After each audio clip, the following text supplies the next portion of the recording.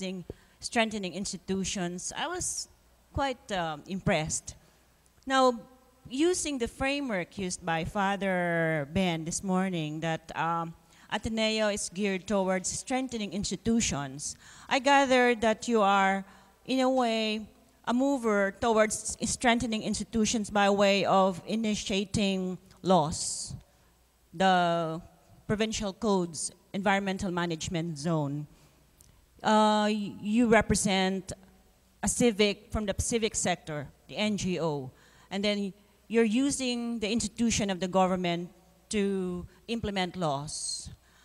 How does the community-based, the power of the community, how do you engage the community so that the community as an institution, is a very informal one and very disorganized, move towards also understanding the goal of the formal institution, the government, so that you can attain your goal of saving the lake, improving the environment of the entire province, and empowering institutions, people. Thank you very much. Earlier on, we have so many non-governmental organizations involved in various areas in here. And Lanao del Sur is one of in the autonomous region in Muslim Mindanao, and it is armed. It's very hard to face and make a local government unit conform with what with our advocacies. In fact, our advocacies are mostly confined on the community individuals without the approval of the local government units. And in those areas, without the blessings of the local government units, you will get nowhere. You don't get anywhere. Our group secured these issuances because our Secretary General then was elected as Vice Governor, and he used his office to influence others.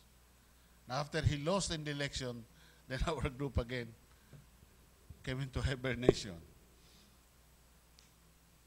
Right now, there are several NGOs, and they are quite busy with some donors addressing poverty issues, which are very, very small in part. Because in these areas, Lake Lanao is being controlled by the DOE through the national power. And you don't go against DOE. This is the first time that local government chief executive took the challenge. And with the help of Ateneo, we could not have done this without the learnings from Ateneo and the best practices we got from our professors. We were taught how to deal with this. And then they talked to our local chief executives. Our professors helped us. Their presence there convinced our local chief executives that what we're doing is the right way.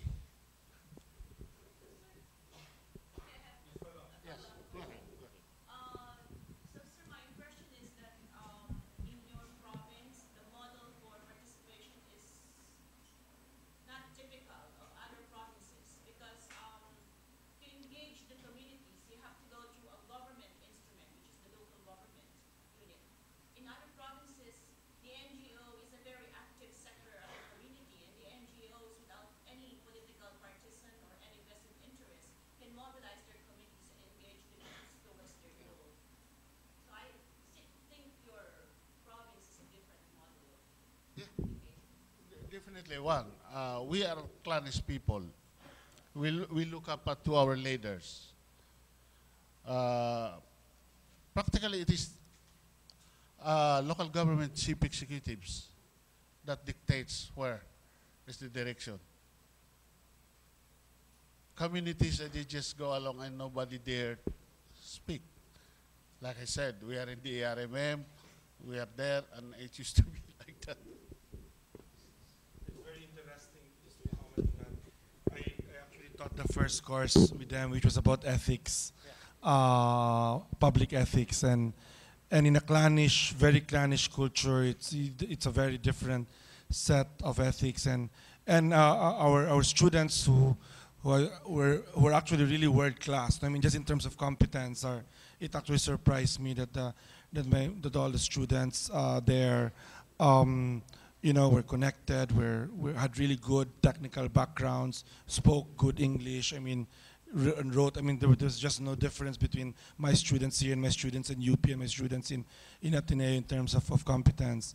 But they have a very different experience because of I mean, Maranao culture is really based on their clans, and their clans are really essentially their towns. You know what I mean? That's what it is. You know what I mean?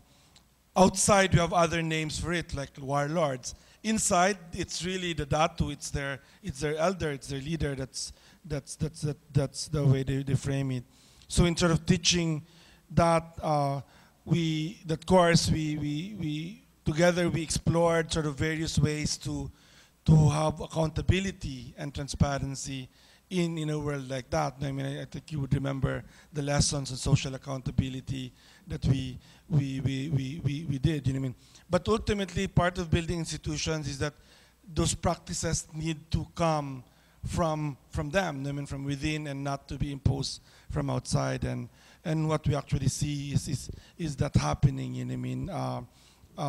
And that hopefully, of course, the next challenge is when there's a political transition, as Pip just pointed out. You know what I mean? When the political transitions happen, you can actually revert back to almost zero if you don't have transition strategies in mind. On the other hand, that's true for the whole Philippines. That's true for the government. We see that in the national government. I mean, you can work on something and suddenly the secretary changes and it is as if everything goes back to zero. I mean, maybe not exactly zero, but certainly 20 steps backward, you know what I mean, in many areas that you have seen over the last 20 years. And so sort of that lesson also of accountability and moving forward and transition is, I think, something that we share all over the country. Yes, sir?